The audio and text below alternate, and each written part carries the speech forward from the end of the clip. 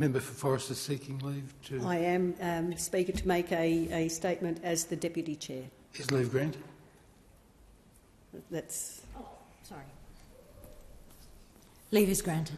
Call the member for Forrest. Thank you, Speaker, Deputy Speaker, and I want to thank the Chair as well of the Joint Standing Committee on the National Capital and External Territories for her work as well. And this report around fostering and promoting the significance of Australia's national capital, the title, I think, says it all, and it is a capital for all Australians. Initially, I do want to thank not just the Chair, but the rest of the committee and all of those groups and organisations and bodies who came along and presented to us at those hearings. Their great passion and commitment to whatever their institution or whatever group they were representing was commendable and gave the committee very valuable information and advice. But I do, as the Chair has, want to thank Fran Denny and her very, very capable team in the Secretariat for their work and the way that they approached this and what they've delivered for us as well. Through those terms of reference, for the national institutions to convey that dynamic and representative national story, to be that source of pride and international recognition, to raise the profile, to focus on the character and the values and identity of Australia that we should all be so proud of, because I am, and to highlight our sporting and cultural and tourism potential and the infrastructure needs. And as the previous minister in this role with the national capital within my work, what I see, I love the capital very much. It was a great privilege to serve in that role. But what we see around us here, in my mind, is the vision, the planning and the development of Walter and Marion Marnie Griffin.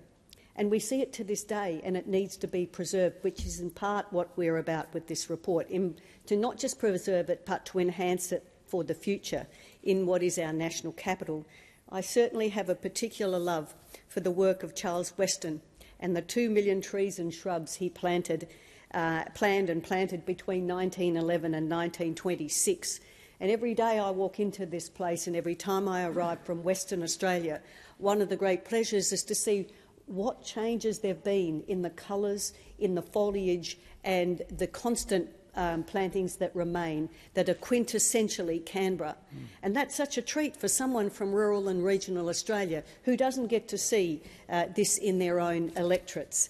And we're seeing that ongoing legacy today. I'm very proud of that.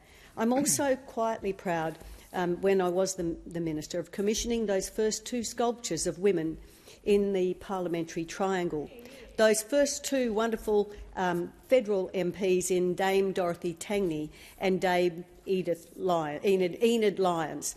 1943, and what a wonderful thing that we now have these 2 fabulous women, the sculptures of them, right next to Old Parliament House, where they walked in together, and I hope that is something that is celebrated forever.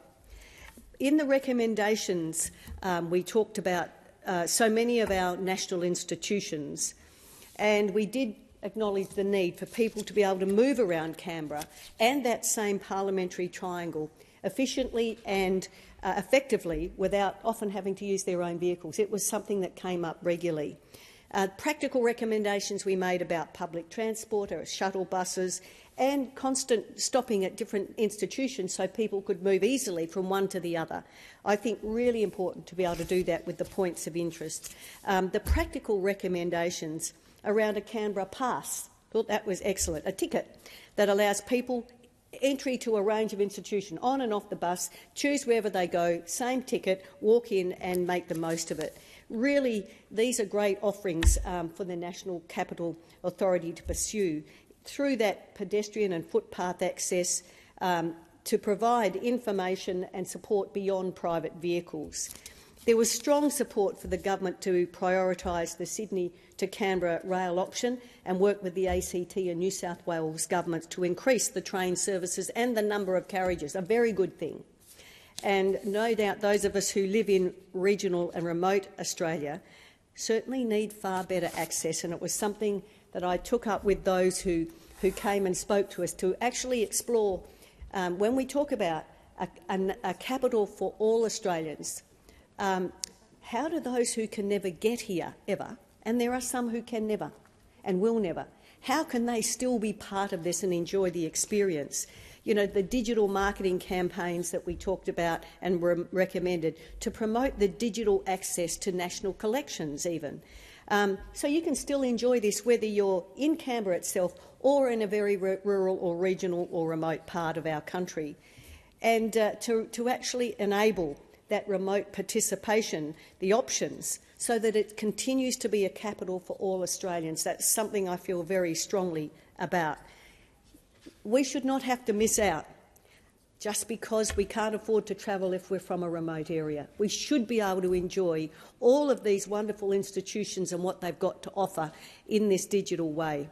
There were other recommendations for regional and remote access and the need for touring exhibitions to take more of these exhibits physically from Canberra and our national institutions to the people in their communities. It creates such an interest and a direct connection back to Canberra. One of the key recommendations for me was around the proposal to review the current PACER program for schools, to provide a much better opportunity for as many schools, Australian schools, to come to Canberra. I'm from WA and I know there are members from states and territories. It's a huge cost, and it's a cost on the parents, the school community, as well as what's provided through the Parliament here in the Commonwealth. But one of the great benefits in their lives is to come to Canberra as a school student. So not just review the actual opportunities to get here. The one-size approach doesn't necessarily work for some schools or their students, because they might have particular focuses in those schools that want to visit different institutions and smaller institutions rather than those that are currently on the lists. So, you know, I had a school of my own here not so long ago, and they were from Georgiana Molloy Anglican School in Busselton. It's almost, you know, one of the furthest places away, but what they got from that, and going to visit them afterwards to say, what was it that you got out of this? And will you come back with your family or friends at a particular time? And did you enjoy what you saw? What stood out the most? What meant the most about your capital to you when you were here? Their favourite sites and experiences, and, you know, that is just precious, and they will never forget that. They will never forget what they shared with their friends. Even the things they may not have liked or appreciated at the time will resonate them as they go through life, that they actually came to their national capital. And I'd love to see more young people have that opportunity. We did make recommendations around upgrading Canberra sporting venues to support national and international events. We are, after all, a very proud sporting nation, and we're better than in our national capital at appropriate times. And we do need to maintain the AIS as a world-class venue and up to world-class standards so our athletes can get every help they need to achieve. We actually made recommendations around the redevelopment of the National Convention Centre.